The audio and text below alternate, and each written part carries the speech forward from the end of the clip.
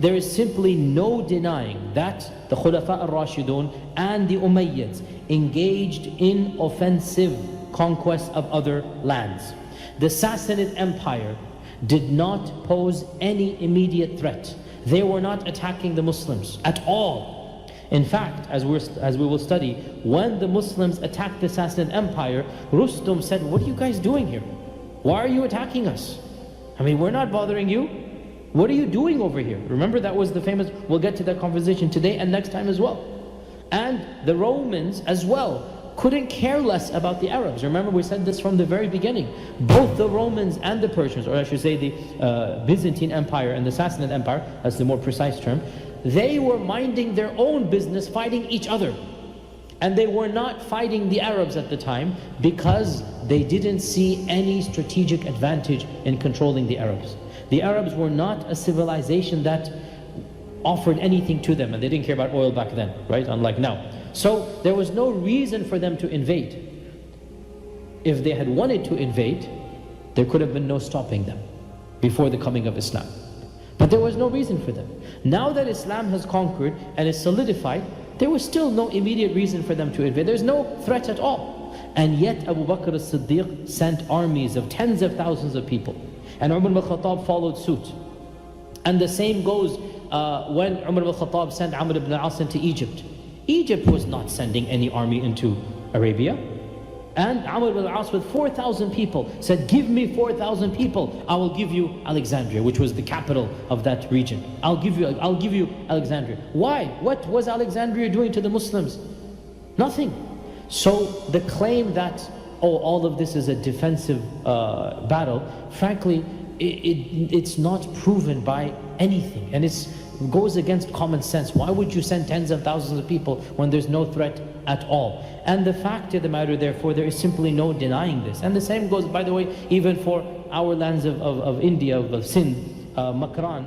And they established, as I said, historically speaking, the vast majority of converts that converted across the globe, it was because of groupthink. Your people are converting, you're going to convert as well. Well, that's not going to happen by and large in this land unless Allah wills a miracle, but that is atypical. That has never happened in human history, as far as I know, where people just converted en masse by themselves.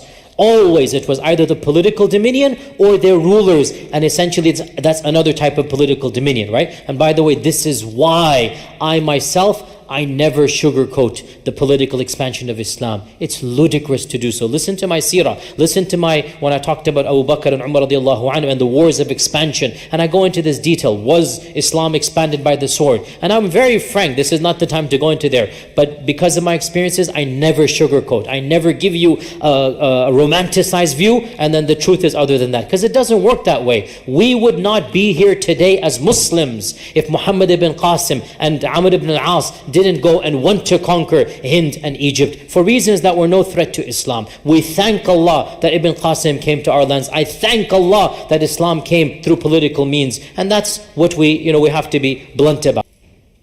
Groupthink. When groupthink is positive, it's great. You want to keep it that way. Excellent. When groupthink is for Allah and His Messenger, alhamdulillah, it's great. When groupthink is the opposite, it's a problem. It really is a problem. It's a problem for us. It's a problem for our children. It's a problem for da'wah. And by the way, please don't quote me Malaysia and Maldives and whatnot. Please don't say, oh, look at those. Because firstly, there were exceptions. And secondly, do you know how those exceptions occurred? How did Malaysia become a Muslim land? How did the Maldives become a Muslim land without the political dominion of Islam, get what I'm saying here, reaching them? How? Do you know? I'm asking you. Yes. Trading. That's what they teach you in Sunday school. MashaAllah. Your whole knowledge of Islam comes from Sunday school. Oh, high school Sunday school. MashaAllah, MashaAllah. Okay, alhamdulillah. Excellent. Their rulers converted to Islam. When their rulers converted to Islam, the people were essentially socially forced to follow. Sometimes politically, by the way, but socially forced to follow. Even Malaysia and these other nether regions of the world, The conversion, it is, yes, you're technically right. We're only taught, as usual, Sunday school does teach you these positives that help us. But again, if you listen to my lectures, you realize, and maybe I'm being overly cynical, but my dear brothers and sisters, because of the internet, we don't have the luxury to be in our beautiful bubble anymore. Because of the internet, I am strongly against ignoring the bigger problems out there and just teaching these half Sunday school myths, because maybe because of who I am, but I have experienced too much disenfranchisement from the next generation. I have talked to too many people who have left the faith of our own children, and they say to me, we were taught lies, we were taught truths, it's not correct what we were taught.